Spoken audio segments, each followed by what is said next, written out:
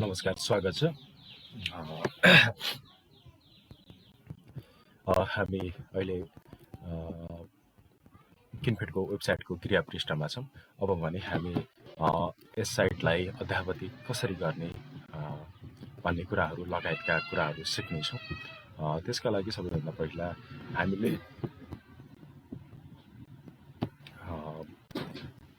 ड्यासबोर्डमा login गर्नुपर्ने हुन्छ। सबैभन्दा पहिला हामीले ड्यासबोर्डमा कसरी लगइन गर्ने भनेर सिक्नेछौँ। त्यसका लागि सबैभन्दा टप कर्नरमा देख्न सक्नुहुन्छ, राइट कर्नरको टप साइडमा लगइन भन्ने अप्सन छ। यहाँनिर लगइन भन्ने अप्सनमा क्लिक गरिसकेपछि एउटा नयाँ ट्याब खोलेर एउटा फर्म भर्नुपर्ने हुन्छ हामीले, जहाँ युजर नेम र पासवर्ड हाल्नुपर्ने हुन्छ उपलब्ध गराइएको। जस्तै यहाँनिर हाम्रो युजर नेम छ अहिले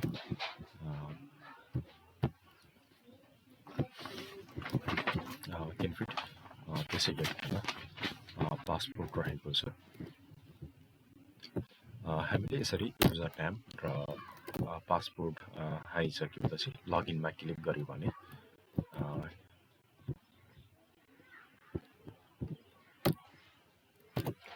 यसरी हामी ड्यासबोर्डमा प्रवेश गर्छौँ।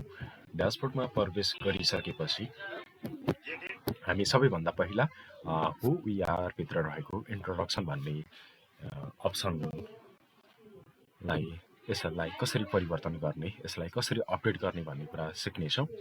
त्यसका लागि जस्तै हामीले यो पेजभित्र खोलेर हेर्दाखेरि देख्न सक्छौँ, यहाँनिर संस्थाको लोगो छ, संस्थाको नाम छ, त्यसै गरी संस्थाको एउटा छोटो परिचय खुल्ने गरिकन एउटा अप्सन छ भने यहाँनिर फिचरिड इमेज भन्ने एउटा फिचरिड तस्बिर देखिरहेको छ, जुन इमेजले संस्थालाई प्रतिनिधित्व गर्नेछ।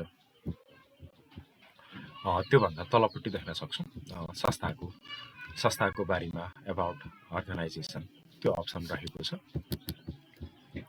अब हामीले यसका लागि हामीले ड्यासबोर्डमा प्रवेश गरिसकेका छौँ। ड्यासबोर्डमा आइसकेपछि यहाँनिर देख्न सक्छौँ यो मेनु, यो बारमा हु वी आर भन्ने अप्सन छ। जब त्यसमा क्लिक गर्नेछौँ हामीले देख्न सक्छौँ यहाँनिर दुई तिनवटा आइटमहरू छ। त्यो मध्येमा एउटामा इन्ट्रोडक्सन लेखिएको छ। इन्ट्रोडक्सन अप्सनमा एडिटमा गयौँ भने यहाँनिर देख्न सक्छौँ थुप्रै अप्सनहरू छन्, थुप्रै डेटा फिल अप्सनहरू छन्। त्यो फिल अप्सनमा सुरुवातबाट हेर्दै गयो भने यो सुरुमा इन्ट्रोडक्सन लेखिएको छ। यसलाई भने परिवर्तन गर्न आवश्यक छैन, किनभने त्यो शीर्षक टाइटल हो। त्यसै गरिकन अर्गनाइजेसन नाम लेखिएको छ, जहाँ हामीले संस्थाको नाम लेख्नेछौँ। त्यसै गरिकन अर्गनाइजेसन नाम नेपालीमा भन्ने छ, यसलाई पनि नेपालीमा यहाँनिर संस्थाको नाम लेखिएको छ। त्यसैपछि लोगो भन्ने अप्सन छ। लोगो हामीले यहाँनिर यसरी अपडेट गर्न सक्छौँ, एड गर्न सक्छौँ, यहाँबाट अपलोड पनि गर्न सक्छौँ। त्यसै गरी हु वी आर इन्ट्रो भन्ने अप्सन छ, जहाँ लेखिएको छ write a short introduction of the organisation here, note introduction should be less than 200 words भनेर लेखिएको छ, जहाँ हामीले अनिवार्य रूपमा 200 भन्दा कम वर्डमा संस्थाको परिचय लेख्नुपर्ने छ। किनभनेपछि यसको कारण यस्तो छ, जस्तै होम पेजमा हामी देख्न सक्छौँ यहाँनिर होम पेजमा यहाँनिर सुरुमै फिचरिड गरिएको ठाउँमा सेक्सनमा हु वी आर भन्ने अप्सन छ। यहाँनिर यो छोटोमा केही सामग्री लेखिएको छ, तलपट्टि लर्न मोर भनिएको छ। यहाँनिर देखिनका लागि यहाँनिर हामीले छोटोमा परिचय अनिवार्य रूपमा लेख्नुपर्ने हुन्छ। त्यसैका लागि भने यसको लागि भने यहाँनिर यो सर्ट इन्ट्रो मात्रै लेख्नुपर्ने हुन्छ। त्यसै गरिकन अनि अनिवार्य रूपमा हामीले यहाँनिर संस्थाको ठेगाना लेख्नुपर्ने छ। यसै गरी यहाँनिर हामीले संस्थाको इमेल लेख्न सक्छौँ, एडिट गर्न सक्छौँ, संस्थाको फोन नम्बर लेख्न सक्छौँ। त्यसै गरी फिचरिड इमेज भनिएको छ, यो पनि महत्त्वपूर्ण छ। यो फिचरिड इमेज भनेको चाहिँ एकदम वेबसाइटमा धेरै ठाउँमा, जस्तै यहाँनिर देख्न सक्छौँ यो फिचरिड इमेज, यो पुलको तस्बिर देखिएको छ। यो भनेको पुलको तस्बिर हो। सुरुमा यहाँ इन्ट्रोडक्सन पेजभित्र देखिएको छ, यो पनि फिचरिड इमेज तस्बिर हो। यो इन्ट्रोडक्सन लेखिएको भित्र पनि एउटा तस्बिर देखिएको छ, यो पनि फिचरिड यहाँ पनि फिचरिड इमेज नै देखिने हो। त्यसैले हामीले यहाँनिर एउटा फिचरिड इमेज राख्नुपर्ने हुन्छ। फिचरिड इमेजमा भने केही क्राइटेरियाहरू छन्। जस्तो यहाँनिर लेखिएको छ, a picture showing in the introduction or work of the organisation, the quality of the picture should be high resolution. It should be at least 1920 and 1018 पिक्सलसम्मको चाहिँ अनिवार्य रूपमा हुनुपर्नेछ भनिएको छ यहाँनिर। किन भनेपछि कम साइजको हुँदाखेरि यहाँनिर यो फिचरिड इमेज नराम्रो देखिन सक्छ, कम क्वालिटीमा देखिन सक्छ भन्ने पनि हो, र साइज पनि नमिल्न सक्छ भन्ने हो। त्यो भएर जुन साइज अनिवार्य रूपमा देखिएको छ 1920 × 1080 वाला पिक्सेल साइज छ, यो यही साइजमा अनिवार्य रूपमा राख्नुपर्ने हुन्छ। यो भन्दा माथि पनि राख्न सकिन्छ अथवा यही साइजमा राख्नुपर्ने हुन्छ। नत्र भने यसका लागि टेक्निकल पर्सनको सहायता पनि लग्न सकिनेछ। जस्तै यहाँनिर हामी तस्बिरलाई परिवर्तन गर्दैछौँ। परिवर्तन गर्नका लागि पुरानो तस्बिर हटाएर एड इमेज भन्ने अप्सनमा क्लिक गर्दा देख्न सक्छौँ यहाँनिर जुन साइज फिट हुने हो त्यो साइज मात्रै देखिएको छ, अरू इमेजहरू हामीले यहाँ सेलेक्ट गर्न मिल्दैन। रेस्ट्रिक्टेड भनेर यहाँ देखाएको छ, देख्न सक्छौँ। त्यसै गरिकन यहाँनिर यो अप्सनमा चुज गर्दा यो इमेज चाहिँ मैले पहिले नै त्यहाँ फिट हुने गरिकन सेटिङ गरेको थिएँ। त्यसैले नै यहाँनिर यो इमेज भने त्यहाँ फिचरिड इमेज हुनका लागि मानेको छ। यसलाई सेलेक्ट गर्यौँ भने यो तस्बिर यहाँनिर देखिनेछ।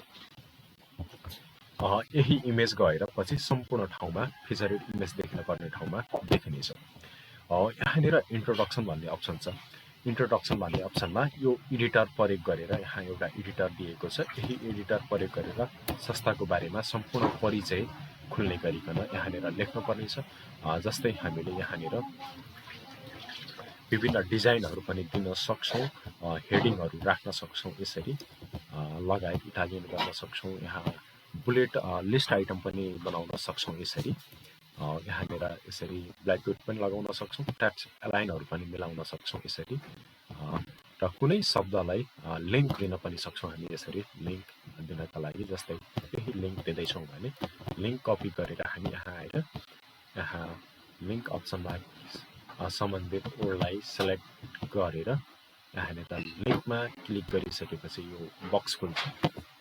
बक्समा हामीले यसरी लिङ्कलाई पेस्ट गर्यौँ भने त्यो वर्ड लिङ्क हुन्छ। साथै हामीले यहाँनिर ए लेखिएको यो अप्सनमा क्लिक गरेर कुनै चिजहरूलाई, कुनै हेडिङहरूलाई आफ्नो अनुसारको कलर पनि दिन सक्छौँ।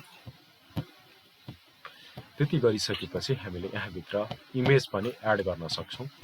जस्तै आवश्यक हुनसक्छ कुनै संस्थाले प्रतिनिधित्व गर्ने खालका इमेजहरू पनि हुन सक्छ।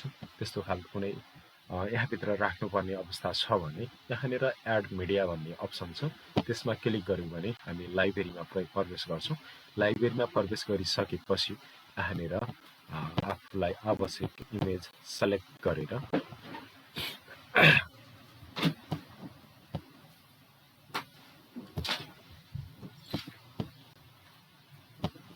इमेजमा क्लिक गर्यो भने यसरी हामीले सम्बन्धित तस्बिरलाई सेलेक्ट पनि गर्न सक्छौँ, अथवा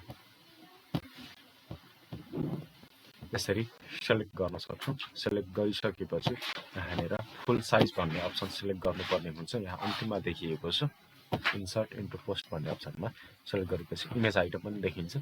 त्यसै गरी अन्तिममा सोसल लिङ्क भनिएको छ।